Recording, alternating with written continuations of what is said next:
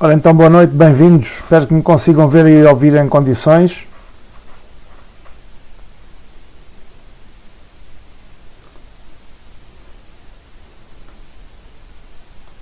Vamos hoje falar um bocadinho de motherboard e das suas características e também de alguns dos seus componentes e a importância que a motherboard tem na informática e nos computadores.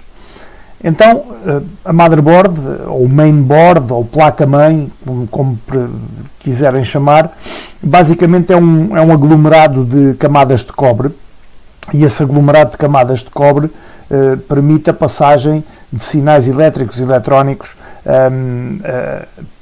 por esses traçados de cobre. Alguns desses traçados de cobre isolam também do ruído, da radiação, do eletromagnetismo e protegem a motherboard dessas influências externas. Em cima desses traçados de de cobre, vão encaixar componentes, vão encaixar slots, vão encaixar fichas, vão encaixar sockets e vão esses componentes, sockets, slots, fichas que vão encaixar nesses traçados de cobre vão constituir a motherboard. Então a motherboard é responsável pela interligação de todas as peças que formam o computador, desde discos, memórias, teclados, ratos, placas gráficas, processadores. Tudo é ligado à nossa motherboard para formar aquilo que nós chamamos o computador. Aquilo que vamos falar hoje é precisamente um bocadinho sobre isso. Então, as placas mãe ou motherboards são criadas e desenvolvidas de forma a que possamos ligar todos os dispositivos que compõem o computador entre si de forma simples e de forma intuitiva. Para que isso aconteça, as motherboards oferecem ligações para processadores, memórias RAM, discos, dispositivos de entrada e saída, entre outras ligações. E nestes dispositivos de entrada e saída incluem-se, por exemplo, as placas gráficas, placas de som e outro tipo de placas. O vídeo que estão a ver aí ilustra precisamente em desenho animado tudo isto que estou a conversar e que estou a explicar e vai acompanhar-nos aqui ao longo do nosso webinar. Tendo em conta que... Ok, Nuno, obrigado. Tendo em conta que a motherboard tem esta importância, podemos dizer que na motherboard vamos ligar vários componentes, sendo que o componente principal acaba por ser o processador, e o processador é normalmente ligado num socket. O socket, existem vários tipos de socket, existem muitos tipos de socket e nem sempre todos os sockets são compatíveis com todos os processadores. Portanto, temos que ter em atenção que para cada modelo há um socket, sendo que há sockets que dão para vários modelos. Isso é muito simples de saber consultando o manual das motherboards ou o manual dos processadores, saber qual é o socket que corresponde a que processador, e a partir daí nós podemos escolher o processador adequado à nossa motherboard. Então, o processador encaixa nesse socket e vai fazer então contacto com uma série de pinos que existem quer no processador, quer na motherboard, e esses pinos metálicos vão passar os sinais da motherboard para o processador e do processador para a motherboard. Normalmente os sockets têm uma patilhazinha metálica que se chama ZIF, que é o Zero Insertion Force, ou seja, para colocarmos o processador na motherboard significa que essa patilha de ferro não deve fazer força absolutamente nenhuma, por isso Zero Insertion Force, que é a inserção zero em termos de força, e ao fechar o ZIF o processador vai então ficar a trabalhar na motherboard e a funcionar na motherboard, proporcionando a plenitude das suas capacidades precisamente à motherboard. A motherboard normalmente é desenvolvida para determinadas arquiteturas, sendo que há dois tipos principais de motherboards, que são as motherboards para Intel e as motherboards para AMD. Dependendo dessa arquitetura, teremos então também o tipo de motherboard. Depois existem as motherboards AT, ATX, Micro ATX e outros formatos, sendo que o AT já foi descontinuado e o ATX e o Micro ATX, mas principalmente o ATX, dominam o mercado. Isto chama-se um fator de forma e tem a ver com as medidas, o formato, as furações para os parafusos, etc., para encaixar na caixa, e é esse formato de forma que vai permitir nós trabalharmos com as motherboards e reconhecer as motherboards como ATX ou Micro ATX, que são os dois formatos que dominam o mercado. Depois do processador, é importante que também a memória RAM vai encaixar na motherboard. Neste caso aqui no vídeo podemos ver aqui os slots de memória, aqui a azul, onde eu estou a passar com o rato ao lado do processador, e nesses slots, aqui estão apenas dois, há motherboards que possuem mais, e é nesses slots que vai encaixar a memória RAM. Esses slots variam também de acordo com o tipo de memória RAM. As placas mais antigas, no desempenho não, os tamanhos sim, no desempenho não. A Micro ATX normalmente não leva tantos componentes para fazermos o upgrade da máquina, Tiago, mas no desempenho não. Como eu estava a dizer, os padrões mais antigos de slots eram SD-RAMs, DIMMs, RIMs. Atualmente os padrões utilizados são os DDRs. Os DDRs que já vão no quinto DDR, no DDR5, e que, apesar disso, o mais utilizado ainda é o DDR4 neste momento, sendo que muitos modelos do mercado ainda usam DDR3. Mas o desempenho tem a ver com o CPU e com a GPU, sim, mas isso não é o que nos traz aqui hoje, Leonardo. Nós hoje estamos a falar mesmo da própria motherboard. O desempenho do computador, obviamente, que aumenta de acordo com um melhor CPU e um melhor GPU. Mas aqui, em termos de motherboard, o desempenho, que eu penso que foi isso que o Tiago perguntou, é se ser ATX ou Micro ATX iria ter alguma influência no desempenho da própria motherboard, e isso não tem. A única coisa que tem é na capacidade de expansão, que a Micro ATX, sendo mais pequena, suporta menos componentes para expansão.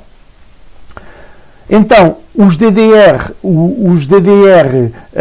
dominam atualmente o mercado das memórias e, além disso, temos outros tipos de slots de expansão, normalmente PCI Express, também aqui, que permitem ligar placas gráficas, placas de som, placas de rede e outras placas de expansão. Eu vou parar aqui esta imagem precisamente para poder falar agora um bocadinho do que está aqui no ecrã.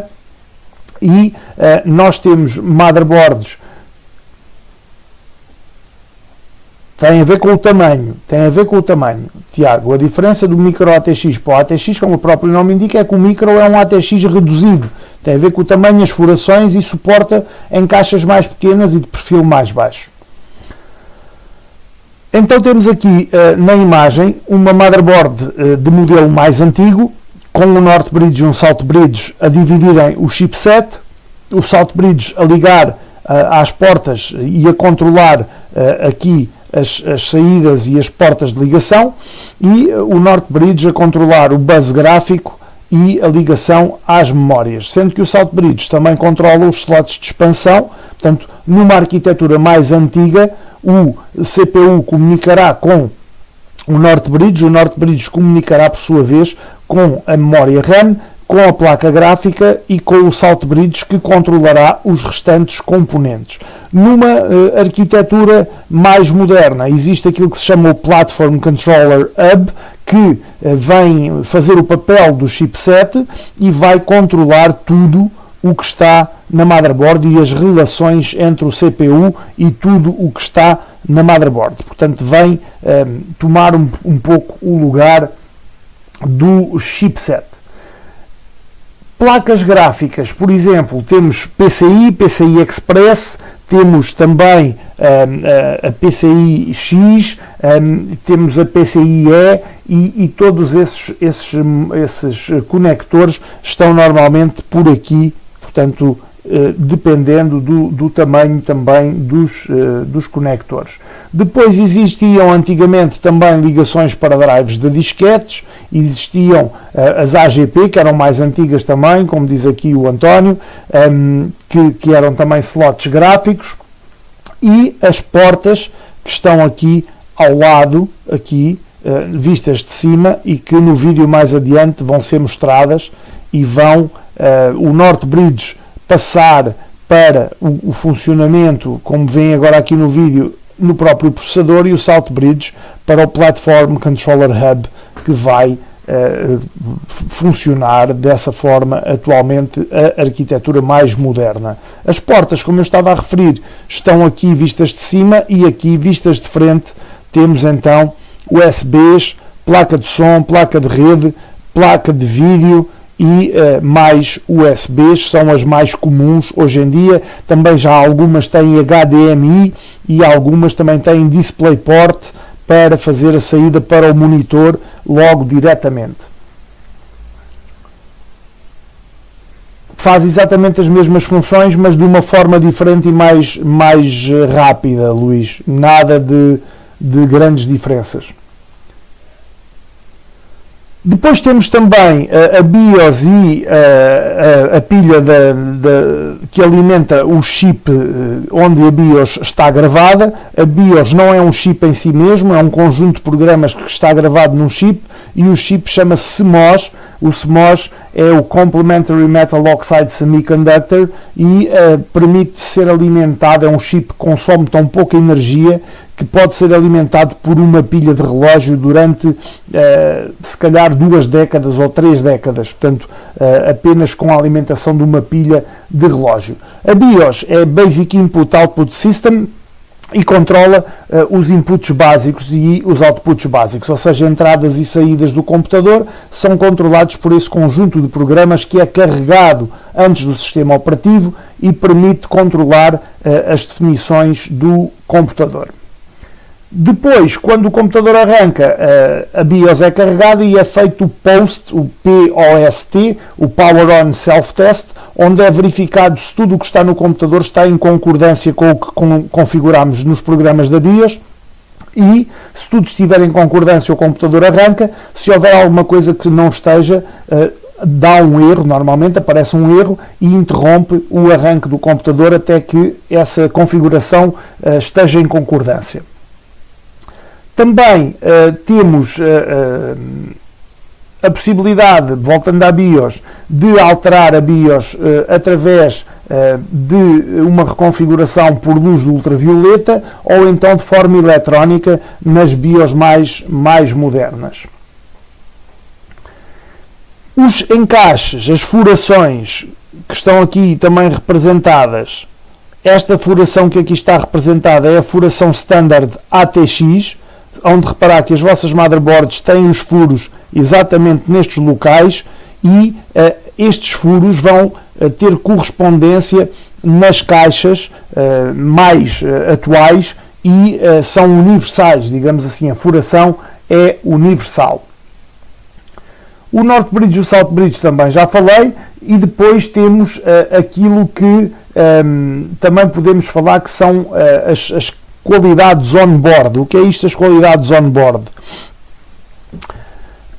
Há placas-mãe que apenas podem ser utilizadas, por exemplo, a nível gráfico, se levarem uma placa gráfica, mas a maior parte das placas-mãe já trazem placa gráfica embebida, já trazem on-board uma série de outras características, uma série de placas e de ligações e de componentes que permitem, praticamente com a adição de um CPU e de uma memória RAM, provavelmente de ter um computador completo e funcional.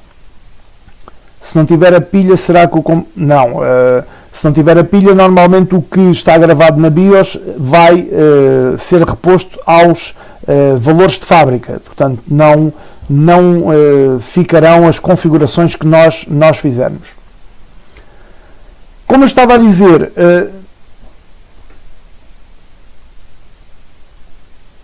não percebi, António, o que é que quer dizer com defaults?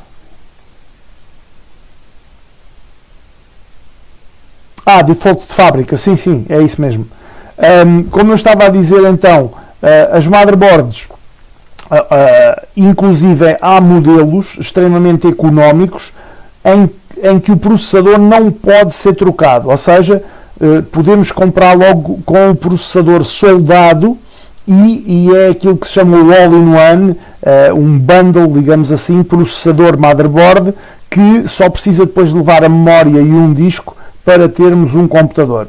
Normalmente são placas gráficas que não permitem grande rentabilidade ou grandes desempenhos, mas para o trabalho do dia a dia são perfeitamente capazes.